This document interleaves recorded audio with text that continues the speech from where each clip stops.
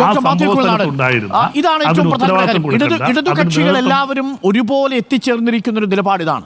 Report ആദ്യം ഒന്ന് കൈ കിട്ടട്ടെ, നാളെ മാത്രമേ റിപ്പോർട്ട് കൈ കിട്ടൂ എന്നാണ് മുഖ്യമന്ത്രി പറയുന്നത്. നാളെ റിപ്പോർട്ട് കൈ കിട്ടിയാൽ അത് പഠിച്ചതിനു ശേഷം അജിത് കുമാറിന്റെ റിപ്പോർട്ട് തള്ളണോ കൊള്ളണോ എന്ന് തീരുമാനിക്കും. പക്ഷേ കോൺഗ്രസ് പറയുന്നു അത് റിപ്പോർട്ട് കൈ കിട്ടിയാലും ഇല്ലെങ്കിലും അത് ഞങ്ങൾ കൊള്ളില്ല, പൂർണ്ണമായും തള്ളുന്നു എന്നാണ്. CPM-നോടൊപ്പം മറ്റ് ഘടകകക്ഷികളും ആ റിപ്പോർട്ടിൽ നിന്ന് തള്ളുന്നു എന്നാണ് പറഞ്ഞിരിക്കുന്നത്. പക്ഷേയെങ്കിലും നടപടിക്രമം അനുസരിച്ചൊരു റിപ്പോർട്ട് ആവശ്യപ്പെട്ടു. ആ റിപ്പോർട്ട് നാളെ കൈ കിട്ടും. കൈ കിട്ടിയതിന് ശേഷമല്ലേ മുഖ്യമന്ത്രിക്ക് ജുഡീഷ്യൽ അന്വേഷണമാണെങ്കിൽ ജുഡീഷ്യൽ അന്വേഷണം, ക്രൈംബ്രാഞ്ച് അന്വേഷണമാണെങ്കിൽ ക്രൈംബ്രാഞ്ച്, CBI അന്വേഷണമാണെങ്കിൽ CBI തുടങ്ങിയ കാര്യങ്ങൾ പ്രഖ്യാപിക്കാൻ കഴിയൂ. അതിനു മുമ്പ് നമ്മൾ ആവേശ കമ്മിറ്റി ചേരുന്നിട്ട് കാര്യമുണ്ടോ ഡോക്ടർ മാത്യു കുഴൽനാടൻ?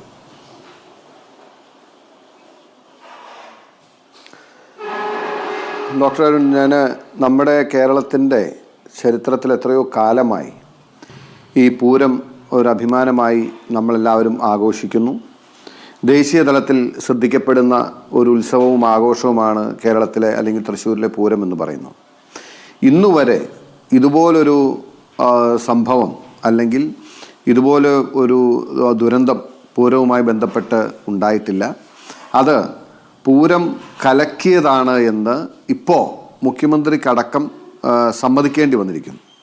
അത്ര ഗൗരവമുള്ള ഒരു വിഷയമുണ്ടായിട്ട് ഇത്രയും നാളായിട്ടും ഈ സർക്കാരിന് ഇതുവരെ എന്താണ് സംഭവിച്ചതെന്ന് അന്വേഷിക്കാൻ സമയം കിട്ടിയില്ല, അല്ലെങ്കിൽ അതിന് മുതിർന്നില്ല, അതിന് പരിശ്രമിച്ചില്ല എന്ന് പറയുമ്പോൾ തന്നെ ഇതിലെ കള്ളൻ ആരാണ്, അല്ലെങ്കിൽ ഈ പൂരം കലക്കലിന് ഒത്താശ ചെയ്ത ആരാണ് എന്ന് നമുക്ക് വ്യക്തമാണല്ലോ. സ്വാഭാവികമായിട്ടും അല്ലാത്ത ഒരു നോർമൽ സംഭവമായിരുന്നുവെങ്കിൽ ഏതൊരു സർക്കാരും, ഏതൊരു ജനാധിപത്യ സർക്കാരും ഇത്രയേറെ വിശ്വാസികളുടെ ഒരു വികാരത്തെ വ്രണപ്പെടുത്തുന്ന അല്ലെങ്കിൽ ഇത്രയേറെ ഒരു സാങ്ക്ടിയോട് കൂടി ചെയ്യുന്ന ഒരു ഉത്സവത്തെ ആരെങ്കിലും കലക്കാൻ ശ്രമിച്ചാൽ എത്ര ഗൗരവത്തോടുകൂടി കാണേണ്ട ഒരു വിഷയമാണ്. അതിന് എത്രയോ മാനങ്ങളുണ്ട് സത്യത്തിൽ.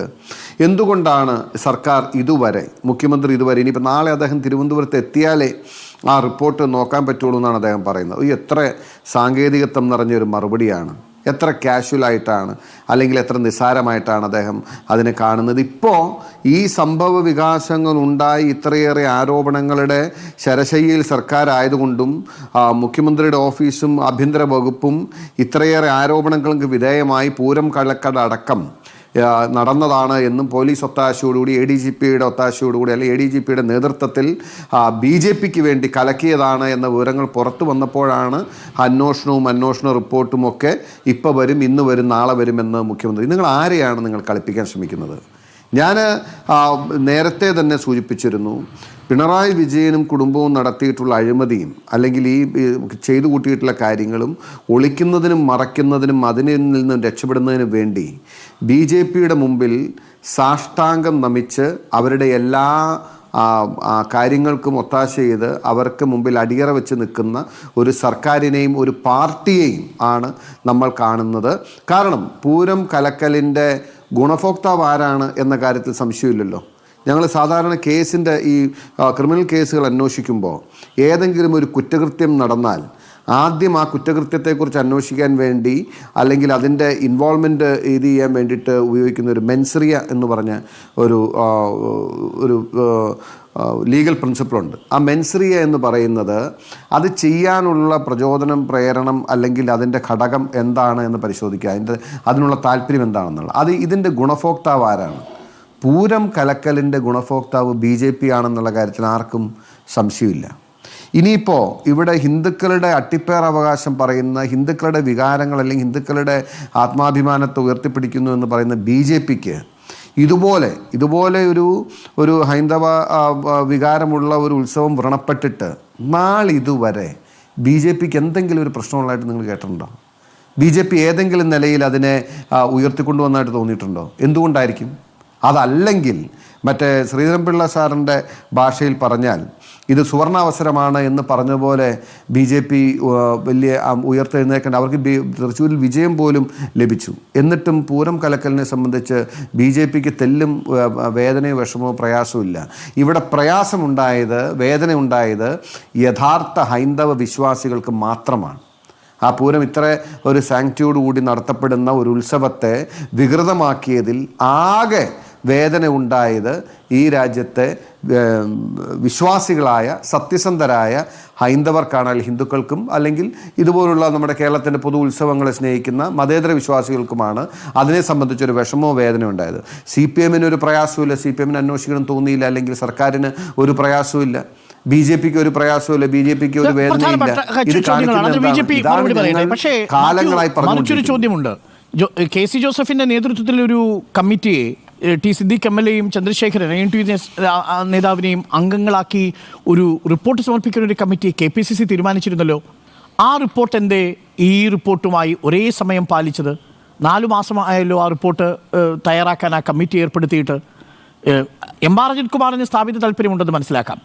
പക്ഷേ KC ജോസഫിന് ഈ വിഷയത്തിൽ എന്താ സ്ഥാപിത താല്പര്യം? ആ റിപ്പോർട്ട് നേരത്തെ വന്നിരുന്നുവെങ്കിൽ, ഈ പരാജയ കാരണം എന്താണെന്ന് വ്യക്തമാക്കിയിരുന്നെങ്കിൽ ഒരുപക്ഷെ കുറച്ചുകൂടി നേരത്തെ കോൺഗ്രസിന് ഈ റിപ്പോർട്ട് ആവശ്യപ്പെടാനുള്ള ഒരു അവകാശം ഉണ്ടായേനെ. പക്ഷെ നിങ്ങളുടെ റിപ്പോർട്ടും പുറത്തു വന്നില്ല. ഇത് ഒരു തെരഞ്ഞെടുപ്പ് പരാജയത്തെ സംബന്ധിച്ച് പാർട്ടി നടത്തുന്ന അന്വേഷണവും അവലോകനവും അല്ലെങ്കിൽ പഠനവും പോലെയാണോ ഈ രാജ്യത്ത് വിശ്വാസികൾ, ലക്ഷക്കണക്കിന് വിശ്വാസികൾ പങ്കെടുക്കുന്ന ഒരു പൂരം പോലൊരു ഉത്സവം കലക്കിയതിനെ സംബന്ധിച്ച് ഒരു സർക്കാരിൻ്റെ ഉത്തരവാദിത്വം എന്ന് പറയുന്നത്? അതും ഇതുമായിട്ട് എങ്ങനെയാണ് കമ്പയർ ചെയ്യാൻ കഴിയുക? ഒരു പാർട്ടിയെ സംബന്ധിച്ച് അതിൻ്റെ തെരഞ്ഞെടുപ്പ് വിജയത്തിന് ശേഷം 100 കാര്യങ്ങളുണ്ട്. തെരഞ്ഞെടുപ്പ് കമ്മിറ്റികൾ അതിൻ്റെ ഓരോ ഘടകങ്ങളിലും സംസാരിച്ച് കമ്മിറ്റികൾ പിരിച്ചുവിട്ട് അതിനൊരു സിസ്റ്റവും രീതിയൊക്കെ ഉണ്ട്. It will take time. 4 months എന്ന് പറയുന്ന ഒട്ടും നീണ്ടുപോയ സമയമല്ല. വളരെ സമയത്ത് തന്നെ ആ റിപ്പോർട്ട്, അതും പൂരം കലക്കലുമായി ബന്ധപ്പെട്ട് നമുക്ക് എങ്ങനെയാണ് കമ്പയർ ചെയ്യാൻ കഴിയുക? ഞങ്ങളിപ്പോൾ ഇത് പൊളിറ്റിക്കലി പറയാൻ വേണ്ടിയിട്ടുണ്ടാക്കുന്ന കമ്മിറ്റിയോ അല്ലെങ്കിൽ റിപ്പോർട്ടോ അല്ലല്ലോ. ഞാൻ പറയുന്ന പൂരം കലക്കപ്പെട്ടു എന്ന് മുഖ്യമന്ത്രി തന്നെ പറയുമ്പോൾ ആദ്യം ഈ രാജ്യത്തെ ഹിന്ദു വിശ്വാസികളോടും അതുപോലെ തന്നെ ന്യൂനപക്ഷങ്ങളോടും BJPക്ക് ഇതുപോലൊരു കളം ഒരുക്കി കൊടുത്തതിന് മുഖ്യമന്ത്രി ആദ്യം ക്ഷമാപണം നടത്തണം. അദ്ദേഹത്തിൻ്റെ സർക്കാർ, അദ്ദേഹത്തിൻ്റെ ആഭ്യന്തര വകുപ്പ്, അദ്ദേഹത്തിൻ്റെ പോലീസ് പൂരം കലക്കി എന്ന് പറയാൻ മടിയില്ലാത്തൊരു മുഖ്യമന്ത്രി, ഇദ്ദേഹം എന്തിനാണ് ഇങ്ങനെ ഇത്രയും ദുർബലനായി, ഇത്രയും BJPക്ക് വിനീത വിധേയനായി? ഒരു ശരാശരി കമ്മ്യൂണിസ്റ്റുകാരന് അവരുടെ നേതാവാണ് ഇദ്ദേഹം എന്ന് പറയാൻ നാണമാവില്ലെന്ന് ഞാൻ ചോദിക്കുന്നു.